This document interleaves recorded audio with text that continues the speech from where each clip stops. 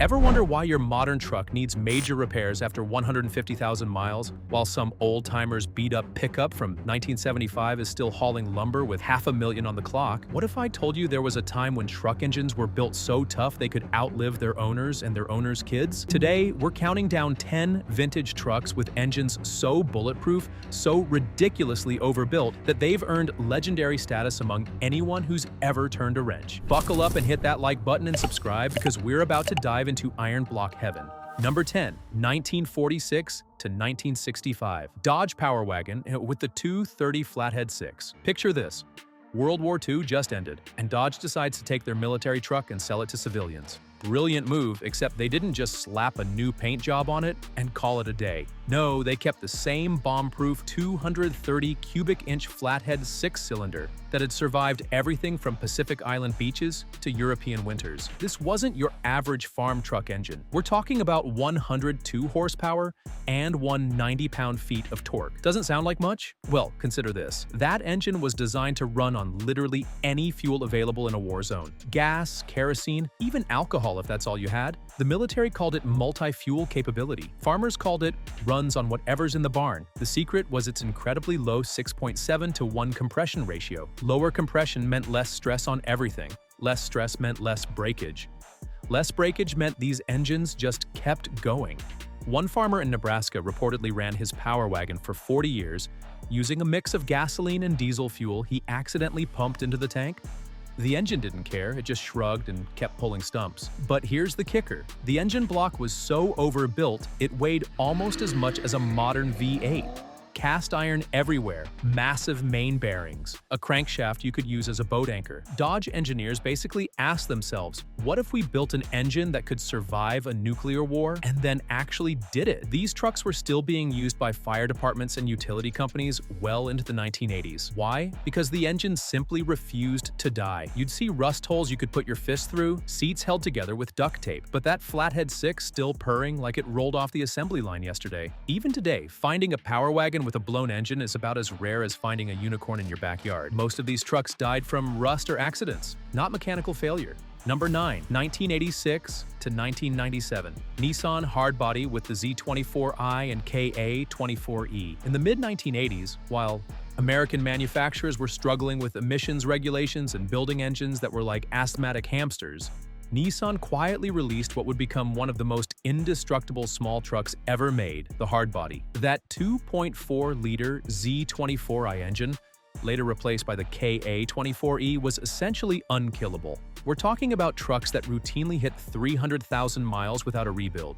In places like Central America and the Middle East, these things are still daily drivers, hauling everything from watermelons to concrete blocks. The magic was in the simplicity: single overhead cam, 2 valves per cylinder, timing chain instead of a belt. No fancy variable valve timing, no turbochargers, just pure mechanical simplicity.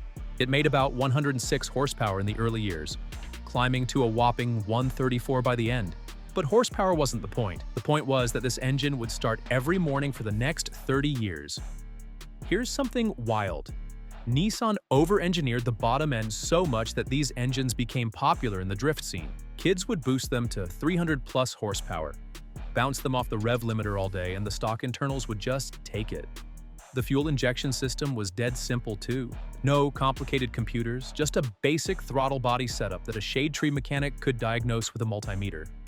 One owner in Oregon documented putting 547,000 miles on his 91 Hardbody original engine, original transmission. His secret? Oil changes every 3,000 miles, and that's it. The truck looked like it had been through a demolition derby, but it still fired up every morning and got him to work. When he finally sold it, the new owner drove it another 100,000 miles before a tree fell on it. The engine was still running when they hauled it to the junkyard. Number 8, 1948 to 1952. Ford F-Series with the Flathead V8. Before we dive into this legendary engine, let's set the scene. It's 1948. America is booming. Veterans are coming home, starting businesses, building houses. They need trucks. Real trucks. Ford delivers with the F-Series and their already famous Flathead V8. This wasn't Ford's first rodeo with the Flathead. They'd been perfecting it since 1932. By 1948, they had it dialed in perfectly. This 239 cubic inch V8 made about 100 horsepower and 180 pound-feet of torque. Not earth-shattering numbers, but here's what made it special. It was virtually indestructible. The flathead got its name because, well, the head was flat. No overhead valves. The valves were in the block next to the cylinders. This design meant terrible airflow and limited power potential. But it also meant something else: simplicity.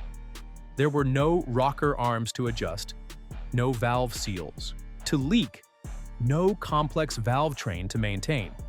Just a solid chunk of iron that would run forever with basic maintenance. Hot rodders loved these engines because they were everywhere and cheap. But farmers and small business owners loved them because they simply would not quit. The cooling system was deliberately oversized. Ford knew these trucks would be worked hard, often overloaded, probably neglected. So they gave it a radiator big enough to cool a house and a water pump that could probably drain a swimming pool. One documented case from Texas tells of a rancher who ran his 49 F1 for 3 years with a cracked head. 3 years. The engine consumed coolant like a drunk sailor hits the bottle, but it never stopped running. He'd just top off the radiator every morning and go about his day.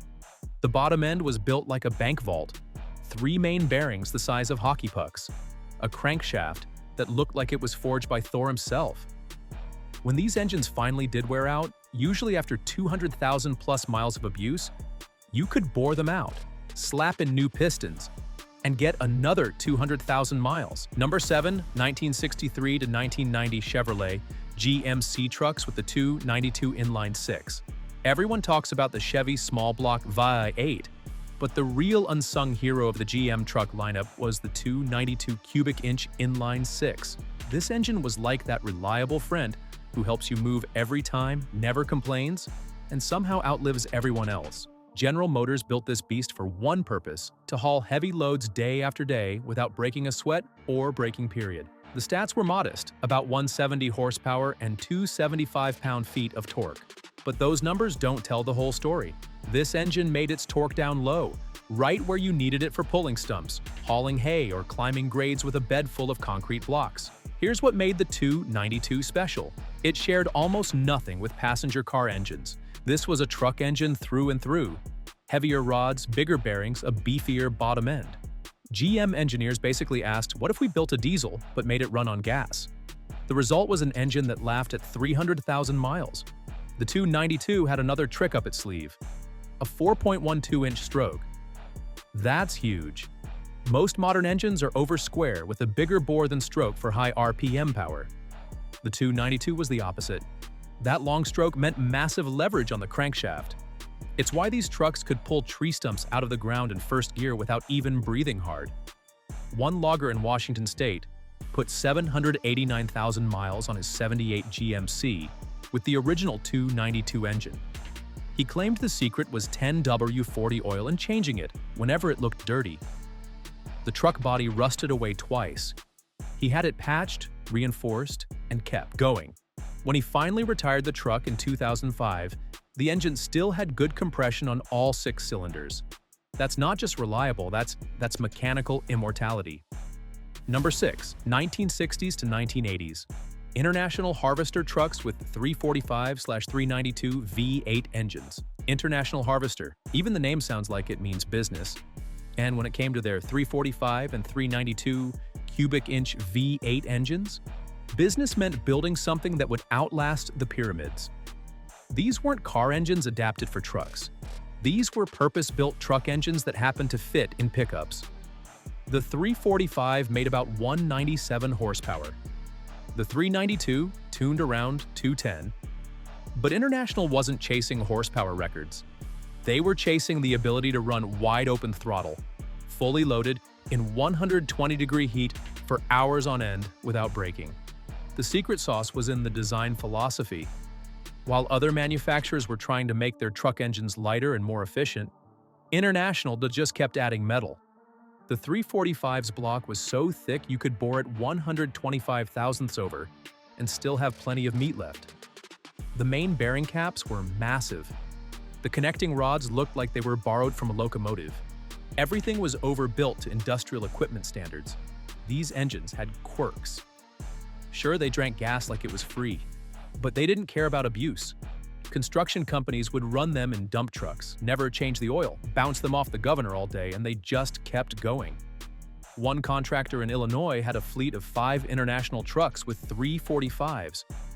Combined mileage when he sold them was 2.3 million miles. Original engines in all of them. The real testament came from Cuba. When the embargo hit, Cubans had to keep their existing vehicles running forever. Guess which trucks are still hauling sugarcane around Havana today? International Harvesters with 345 and 392 engines. Some haven't seen a parts store since Kennedy was president. They're held together with wire, hope, and homemade gaskets. But those engines are still thumping away like the day they left Fort Wayne. Number 5, 1989 to 1998, Dodge Ram with Cummins 5.9-liter 12-valve diesel. This is it, the holy grail. The engine that saved Dodge's truck division and created a cult following that borders on religious devotion. The 5.9-liter Cummins 12-valve diesel. When this engine debuted in 1989, it changed everything. Suddenly, you could buy a 3/4-ton pickup with an engine designed for semi-trucks and agricultural equipment. The numbers were mind-blowing for 1989. 160 horsepower and 400 pound-feet of torque. By 1998, it was making 215 horsepower and 440 pound-feet. But those are just numbers. What made this engine legendary was its ability to run forever with basic maintenance. We're talking about engines with 500,000, 700,000, even a million miles. Still running, still pulling. The design was brutally simple. Direct injection, mechanical fuel pump, no computers, no sensors, just pure mechanical diesel goodness. The block was cast iron and weighed over 1,000 pounds. The crankshaft was forged steel. The head was secured with 6 head bolts per cylinder. It was so overbuilt that tuners quickly discovered you could triple the horsepower with basic modifications, and the bottom end would just shrug and ask for more. Here's a true story. A hotshot driver in Texas put 1.3 million miles on his 96 Ram 2500 original engine. He changed the oil every 15,000 miles, replaced the water pump twice, and that was it. When he finally sold the truck, the new owner did a compression test. All 6 cylinders were within 5% of factory spec. The injection pump was worn out, the turbo was toast, but that short block was ready for another million miles. The real magic was its simplicity.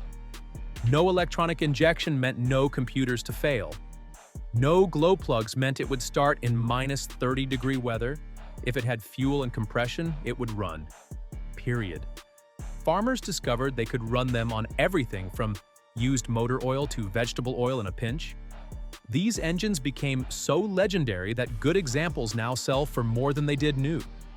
That's not depreciation, that's appreciation. People are pulling 12-valve Cummins engines out of trucks with rusted-out bodies and transplanting them into newer Rams, Chevys, even Fords. Because once you experience the reliability and simplicity of a 12-valve, nothing else quite measures up. Number 4, 1960 to 1987, Dodge/Plymouth trucks with the Slant 6 225. They called it the Leaning Tower of Power, and for almost 30 years it was the cockroach of the engine world. Impossible to kill and found everywhere. The engine got its name from its 30-degree slant, designed to fit under the low hood of the 1960 Plymouth Valiant. But Chrysler engineers accidentally created something much more important, an engine that simply refused to die. The 225 cubic inch version made about 145 horsepower in its heyday. Not impressive, but it made gobs of torque right off idle exactly where you needed it for truck duty. What made the Slant 6 legendary wasn't its power. It was its absolute refusal to quit. The block was cast with extra webbing for strength. The forged steel crankshaft was massive, 1 intake and 1 exhaust valve per cylinder. Solid lifters that would run forever with occasional adjustment. A gear-driven camshaft that would never skip time like a chain. It was like Chrysler's engineers asked, how can we build an engine that will run badly longer than most engines run at all? And then they nailed it. Taxi companies love them. In New York City, checker cabs with Slant 6s routinely went 300,000 miles in stop-and-go traffic. In the Middle East, they're still running in taxis today, 40 years after production ended. One documented case from Arizona tells of a landscape contractor who put 847,000 miles on his 73D200 original engine. His maintenance routine included oil changes when he remembered and a valve adjustment every 100,000 miles. The truck was more rust than metal, held together with baling wire and hope. But that Slant 6 started every morning and pulled trailers all day. When they did finally wear out, they were dirt cheap to rebuild. The parts were everywhere. Any mechanic could work on them. Some old-timers claimed these engines would run without oil for surprisingly long periods. One farmer in Iowa forgot to put oil back in after changing it. He drove 50 miles to town and back. The engine was making some noise, sure, but it was still running. He added oil and drove it another 5 years. Try that with literally any modern engine, and you'll be shopping for a new car before you get out of your driveway. Number 3. 1984 to 1995. Toyota pickup with a 22R/22RE. If the Cummins was the diesel king of reliability, the Toyota 22R was its gasoline counterpart. This 2.4-liter four-cylinder engine became the stuff of legend, powering Toyota pickups and 4Runners through conditions that would kill lesser engines. The numbers were humble, 105 to 116 horsepower depending on the year. But Toyota didn't build the 22R for power. They built it to last forever.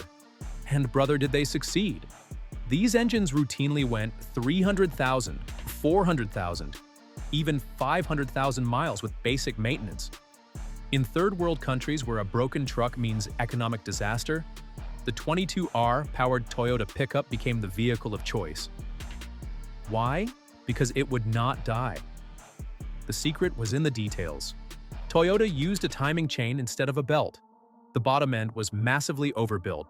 Guys making 300-plus horsepower on turbocharged 22R engines were using stock internals. Everything was designed to be simple, accessible, and repairable with basic tools. One documented case that went viral involved a 22R-powered pickup used by rebels in Libya. It was hit by heavy machine gun fire and several rounds went through the engine block. The rebels plugged the holes with wood and JB weld. The engine ran another 50,000 miles. But here's what really made the 22R special.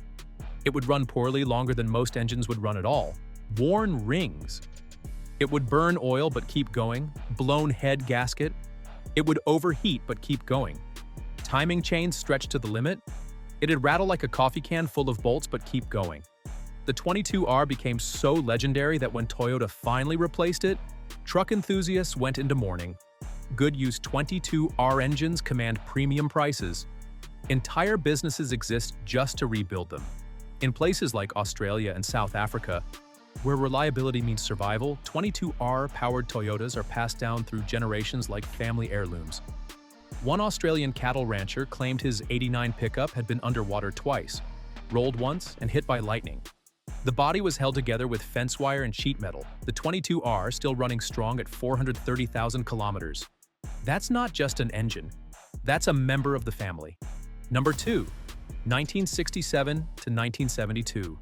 Chevrolet CK series with the 235/261 Stovebolt 6. Before the small block V8 took over the world, Chevrolet had another ace up their sleeve, the Stovebolt 6.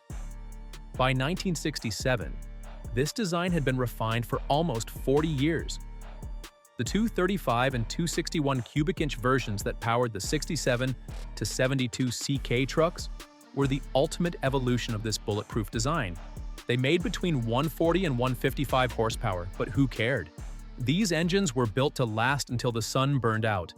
The name Stovebolt came from the bolt heads on the earliest versions, which looked like stovebolts. What hadn't changed was Chevrolet's commitment to building an inline six that would run forever. The beauty was in the simplicity. Overhead, valves actuated by a camshaft in the block. 7 main bearings on a forged steel crankshaft. A cast iron block thick enough to use as a boat anchor. These engines were so smooth that Chevrolet bragged about balancing a nickel on edge on a running engine. But smoothness wasn't why people bought them. They bought them because you could neglect them, abuse them, overload them, and they'd just keep turning along like nothing happened. Fleet operators loved them, A delivery company in Chicago documented putting an average of 375,000 miles on their Stovebolt-powered trucks before retirement. The 261 was such a good engine that it powered Brazilian-built Chevrolets until 1979. When American production ended, Brazil said, "We'll take it."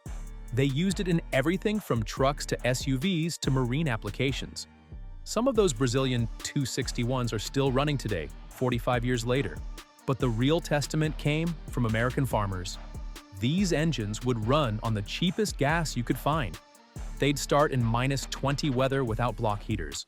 They'd pull overloaded grain trucks through muddy fields all harvest season. One farmer in Kansas had a '68 C20 with a 235 that he bought new. By the time he passed away in 2015, the truck had been through 3 transmissions, 2 rear ends, and 5 beds. The engine, original, never rebuilt, had 489,000 miles. His son had it compression tested out of curiosity. All 6 cylinders were still within 10% of factory spec.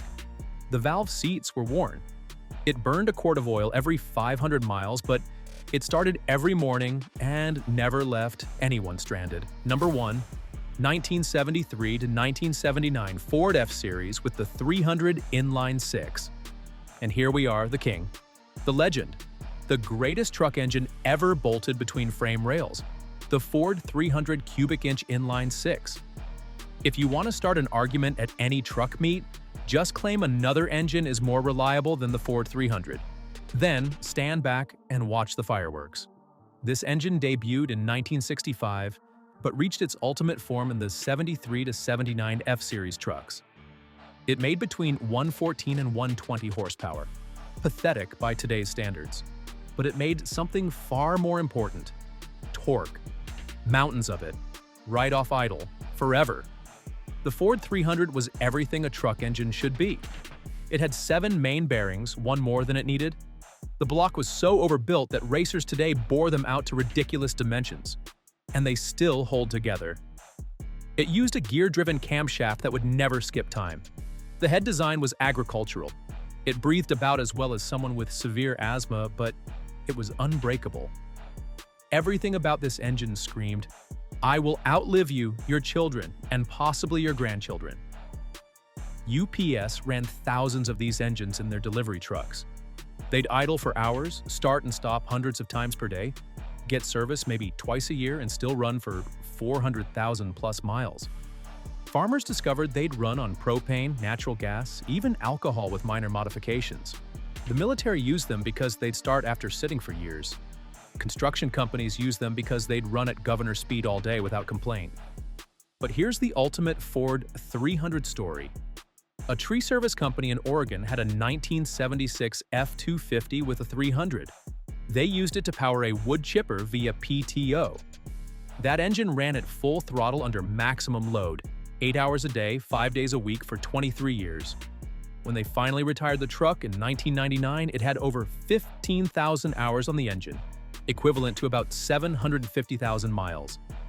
They donated it to a high school automotive program. The students tore down the engine for educational purposes. The bearings still had visible cross-hatching. The cylinder walls were still within spec. It could have been reassembled and run another 23 years. The Ford 300 earned its reputation through sheer stubborn refusal to quit. It didn't matter if you changed the oil regularly or just topped it off when it looked low. It didn't matter if you used premium gas or the cheapest swill from whatever station had the best price. It didn't matter if you babied it or beat it like a rented mule. The Ford 300 just ran. And there you have it. That's 10 vintage trucks with engines that refuse to die no matter how hard you try to kill them. From the military-grade toughness of the Dodge Power Wagon's Flathead 6 to the legendary immortality of the Ford 300, these engines represent a time when durability wasn't just a goal, it was the entire point. They were built in an era when planned obsolescence wasn't part of the vocabulary, when engineers took pride in creating machines that would outlast everything around them. Which one of these iron block legends is still running in your neighborhood? Drop a comment below and tell us your own million-mile story. Don't forget to subscribe and hit that notification bell. Keep those oil changes regular and those engines running forever.